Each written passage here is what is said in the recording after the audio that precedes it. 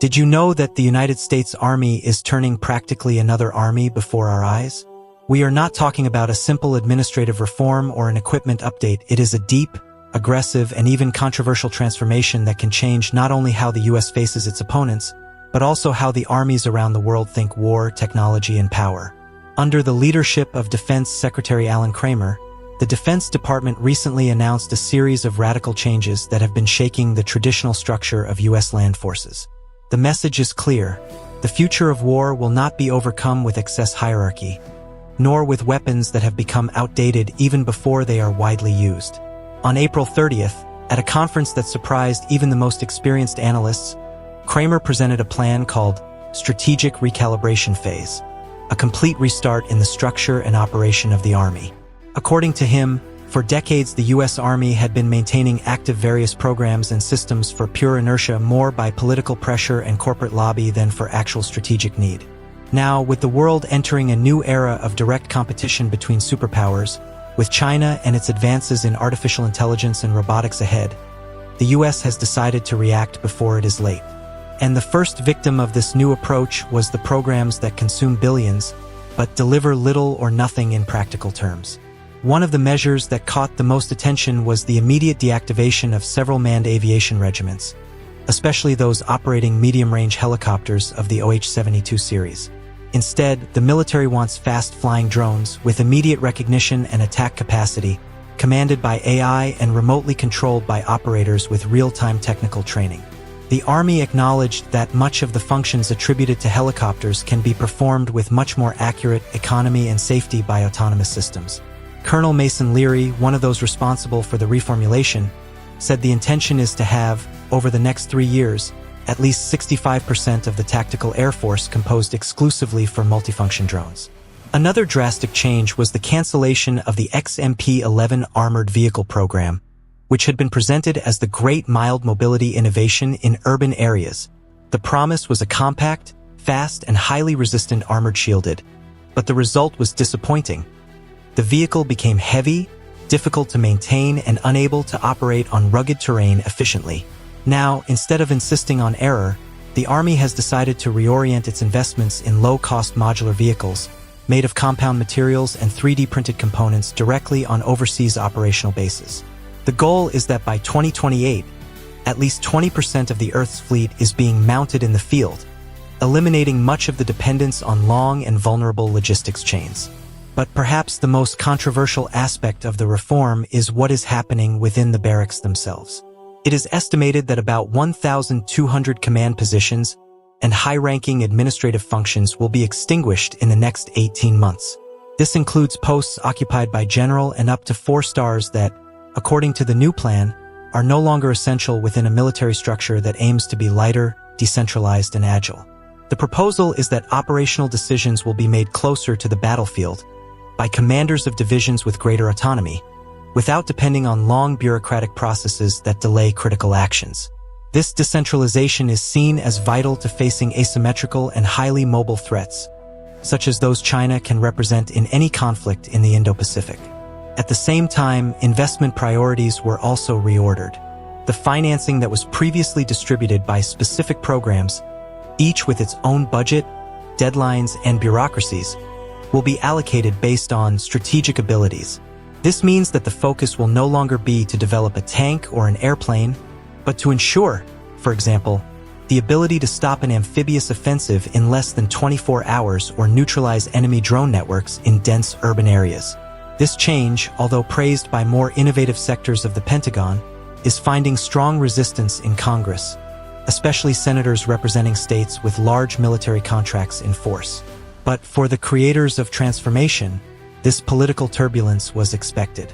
After all, changing a colossus like the U.S. Army has never been an easy task, but according to them, continuing as it is even more dangerous. This aggressive change in the U.S. Army is not just a matter of technology or internal efficiency. It has a very clear target in the international scenario, containing the growing military influence of China, especially in the Indo-Pacific region. Increasingly strategically, Washington has been redesigning his global posture to have response agility at critical points on the planet, and the epicenter of this movement is Western Pacific. While Pentagon analysts point out that Beijing can reach military parity with the US by 2027, US leaders are running against the clock to prepare for any direct confrontation scenario, including those involving Taiwan, artificial islands in the southern China Sea, and other disputed territories. The current transformation of the Army connects directly to this context. US troops will be organized in units of accelerated readiness, capable of mobilizing forces in 72 hours with complete autonomy of intelligence, supply, and weaponry. This means that US physical presence on fixed bases will decrease, but in return, the number of mobile, silent, and technologically superior forces will impressively increase. Temporary advanced bases will be assembled in strategic places with the aid of modular ships and 3D printing of structures on site. It is a new doctrine of combat: lightness, mobility, and intelligence, rather than weight, number, and volume. As part of this new mindset, the Army has also announced that it is abandoning the former combat model based on war theater. Instead, it is adopting the concept of total spectrum domain in dispersed environment. This means that instead of concentrating forces in specific regions, the US wants to create multiple zones of simultaneous influence, capable of generating dissuasion at various points at the same time. For this, the military is investing heavily in electronic war, autonomous sensors, and precision attacks with hypersonic systems. This change is accompanied by the development of predictive software fed by artificial intelligence that analyze opponents' movement standards, anticipate possible actions, and suggest automatic counterattacks in milliseconds. It is no longer a matter of those who have more tanks or soldiers, but who processes the information with more speed and efficiency. This sophistication also translates into a deep change in the way troops are trained.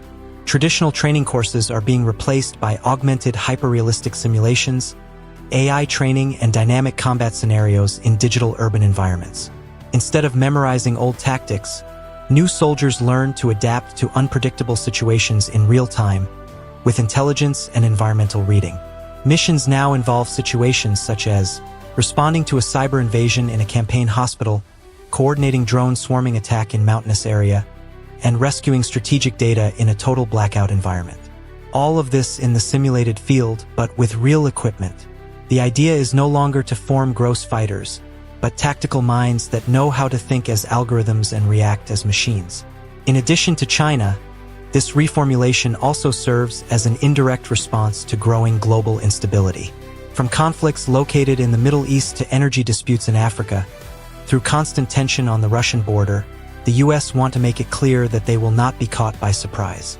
And more than that, they want to show that they are ready to respond with speed, accuracy, and intelligence in any scenario.